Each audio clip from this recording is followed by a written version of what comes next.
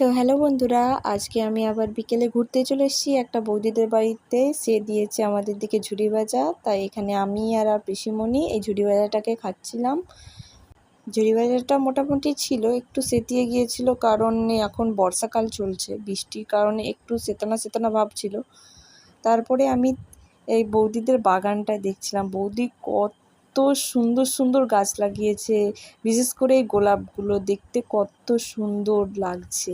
আমার তো দেখে বেশ ভালোই লাগছিল, তাই তোমাদেরকেও আমি এই বাগানটা ঘুরিয়ে দেখাচ্ছি। বৌদির বাগানে কত সুন্দর ফুল ফুটেছে